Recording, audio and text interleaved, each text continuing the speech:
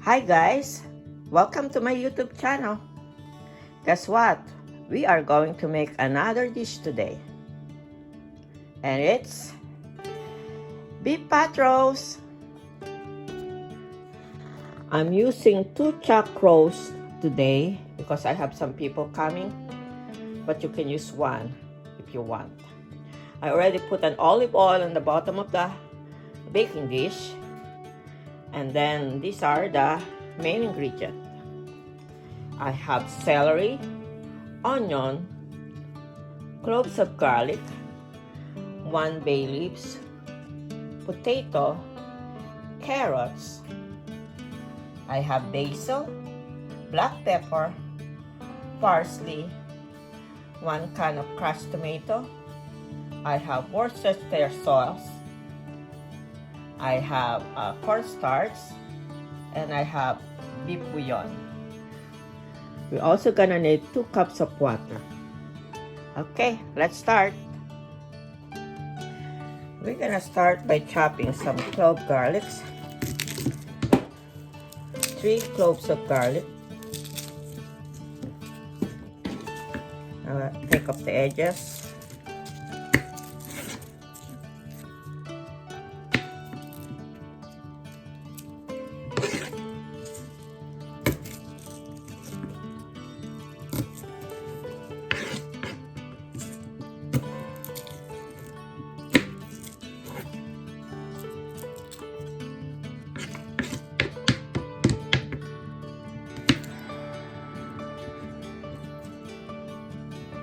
You don't need to slice it too thinly, just like this.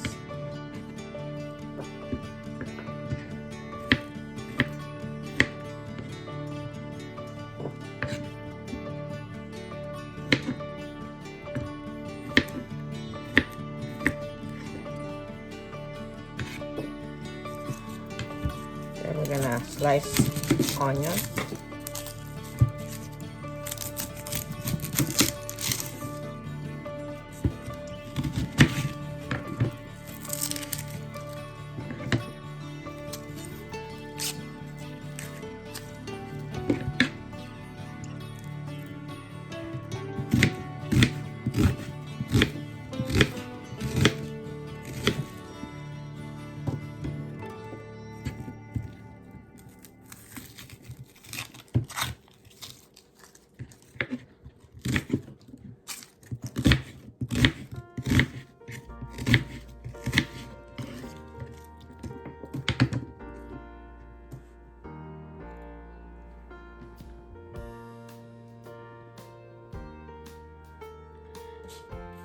Then we're gonna put 1 bay leaves.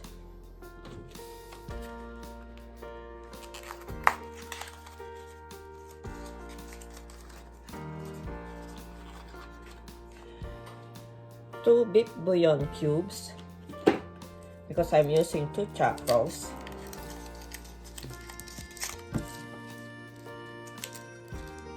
What you're gonna need to do,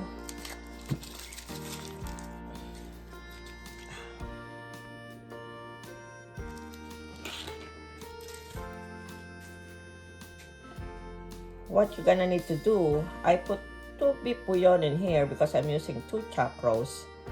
But if you're only using 1, just use 1 beef bouillon. And you can always add more saltiness on it once it goes along. Once you taste it and it's still bland, you can put more, maybe salt. You don't need to put more. Beef bouillon is for flavor. But if you want more saltiness in it, put a little bit more salt. But like I said, I always said to my blog, I always taste the food first before I do anything with salt. Now we're gonna put dried basil. You can also put pressed basil, but since this is the only thing I have available right now, I use dried basil. Maybe put 2 tablespoons of it.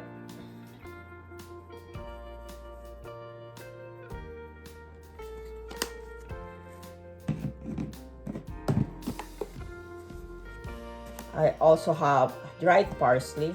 You can put 2 tablespoons of it too. You notice I'm putting it on the meat already. So it start giving flavor to the meat.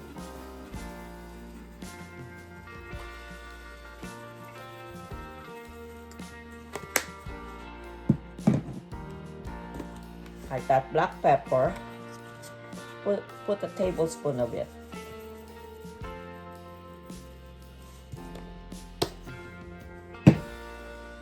And put a tablespoon of Worcestershire sauce.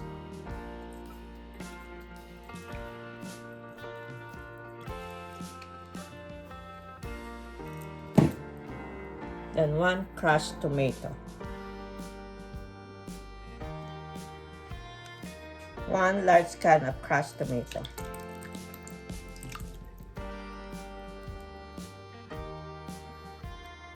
Then we're gonna put, for this kind of dish, we're gonna put 2 cups of water for moisture.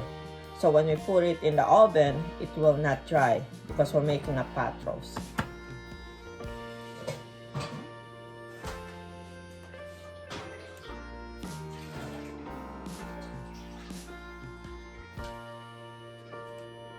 As you can see, I used the can for putting water because they still have some tomato inside of the can. Why throw the can when you can rinse it using the water or maybe wine? I already put the water on the pan. What we're gonna need to do now is cover this up and put it in the oven that's sitting up right now for the temperature of 350 degrees Fahrenheit. I already put the aluminum foil, sealed, and it's ready to go to the oven. I already have the pot roast in the oven. Then what we're gonna need to do is wait for an hour before we can put the vegetable. I don't want to put the vegetable now because it's gonna get too soggy if we put it too early. So I'll wait for an hour before I put the vegetable. I already have the pot roast in the oven for an hour. Now what we're gonna need to do is cut our vegetable. Now we're gonna start cutting the vegetable. I'm just using half of my bundle of celery, like six stalks or 6 stalks. Just using half of the celery bundle. But you can use as much as you want. It depends how much vegetable you want in the pot roast. But since I'm making 2 chuck roast, a little bit more meat, putting a little bit more vegetable. So let's start cutting. What I do, I cut the edge of it, both sides. Okay. I cut it in half. And by the way, I already cleaned up the celery. Every stalk you need to clean it up because sometimes there's dirt in between the stalks, so you're gonna need to get rid of that. Cut it, not too thin, just good size. You don't need to cut it too thin.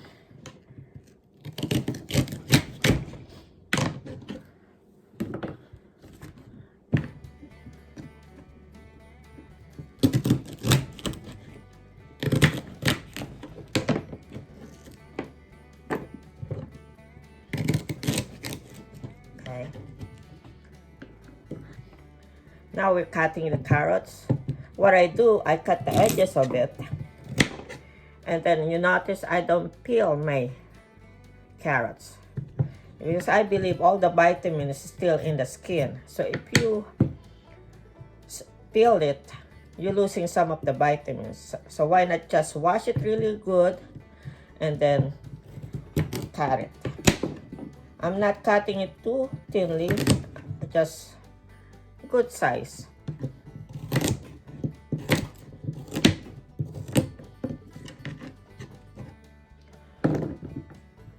I'm using 3 carrots for this dish.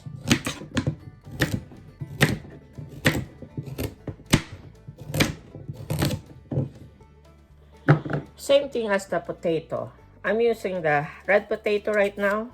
What I'm doing, I just cleaning up the edge. Okay. But I don't really peel it.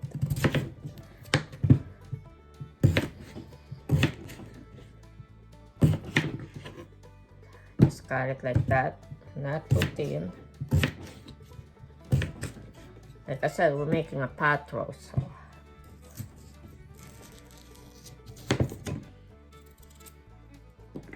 If you see some dirt in it still, just peel up the skin, but like I said, don't peel up everything.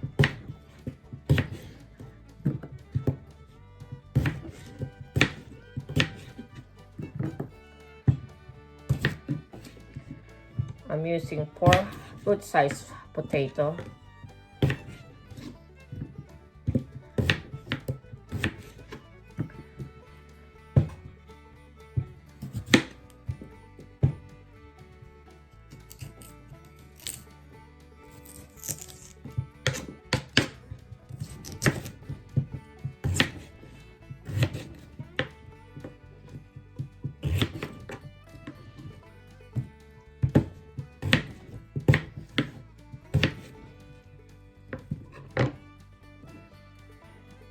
Here's another thing I gotta tell you guys. You are not limited on using just these 3 kind of vegetable. You can also use cabbage, green beans, green peas, okay? Or any kind of vegetable you want in a dish. You can experiment, see how it goes. That's the way I make my dish. I don't follow recipe. I don't follow the measurement. Some people asking me, how many cups, how many tablespoons of such and such do you put in your cooking, your dish? I said, I don't know. I just put any kind of amount that I think that needed. I taste it before I put it. And I think that's a good policy in making any kind of dish. You taste it, and if you feel like, it needed something, go ahead. Knock yourself out. It's not gonna hurt to experiment. You never know that maybe your dish is better than what's in the recipe. Now, after an hour, we are ready to put the vegetable. First, we're gonna try to put the juice that's in the pan on the meat, so it will mix all the flavor together.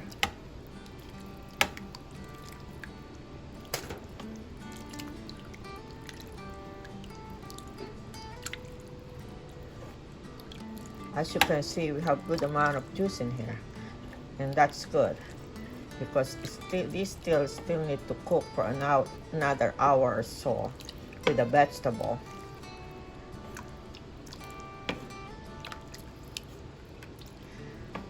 Looks good.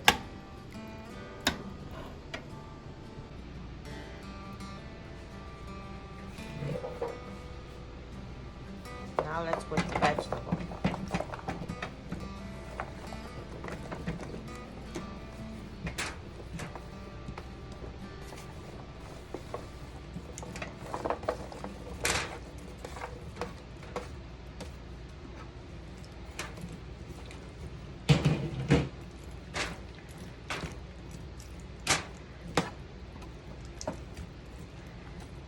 Stir in the vegetable really good. Then cover it again and let it cook for another 2 hours or an hour. You're gonna need to check it after an hour, see if it needs more cooking. If it not, then we'll do the next step. But I think this will cook another hour and a half.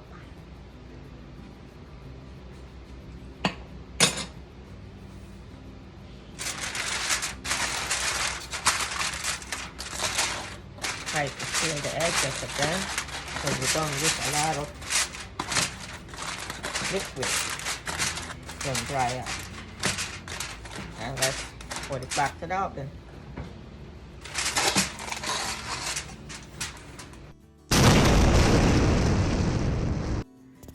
This is how it looked like after 1.5 hours.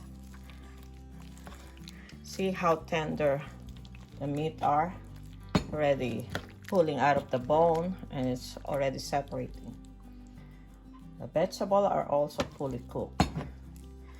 Now, a while ago, I'm planning to put cornstarch on it to thicken it up, but upon looking at the juice, seems like you don't need it. So, cornstarch is optional. If the juice is too thin, then you can add it. And also, if you don't, the reason why it's thick, because we put a lot of potato on it. So, it's up to you guys. If you want it thicker, put a little bit cornstarch on it. I also decided to put a little bit of red pepper flakes. As you know, I like a little bit hot stuff on it. But this is optional. If you don't like any hot stuff, just a regular, tasting without any spice on it, skip this procedure.